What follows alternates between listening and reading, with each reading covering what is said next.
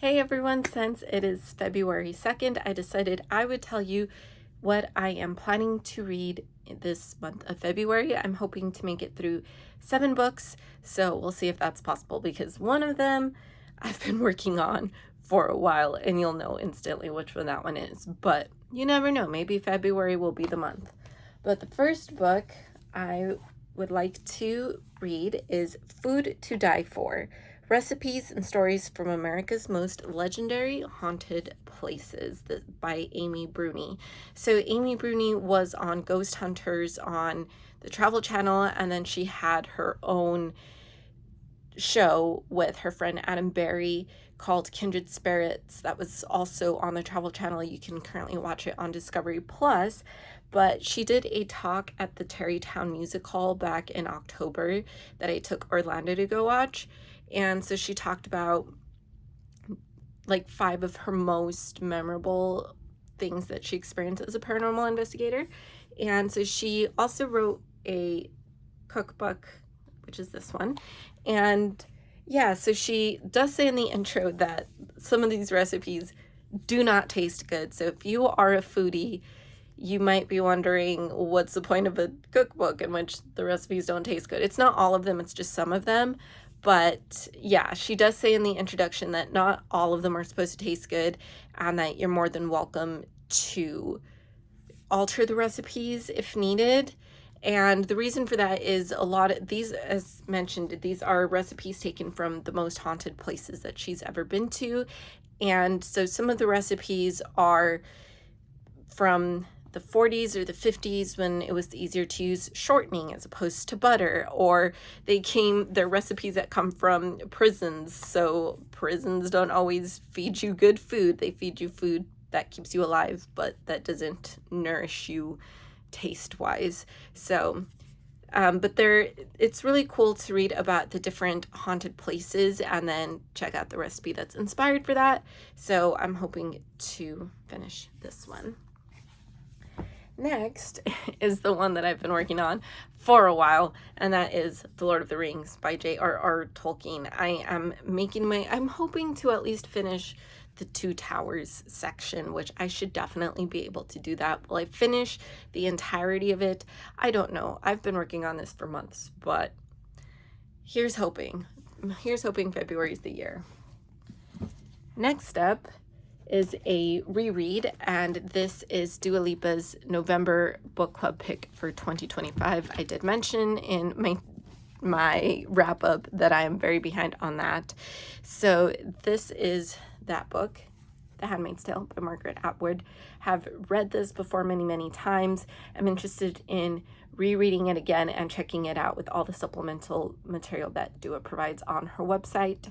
So yeah, I'm hoping to, I really love this book, and I just think it's a little scary to read, especially, it just gets, it was scary when I read it in high school, and then it just got scarier and scarier as I got older.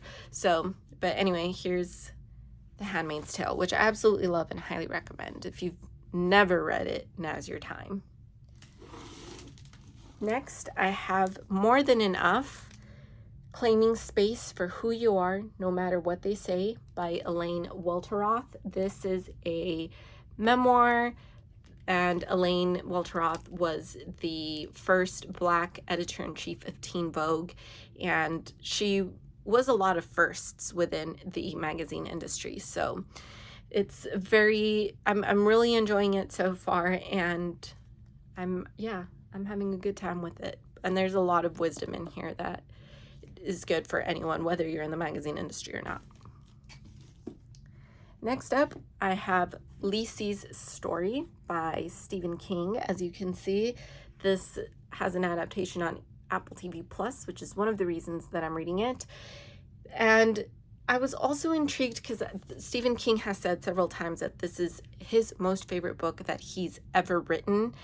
And this is in a lot of ways his most personal one, because it was inspired by a near-death experience that he had and his wife's reaction to that.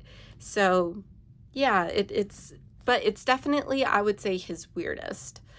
I do like Stephen King, but this one's might be a little bit too weird for me, but that's that one.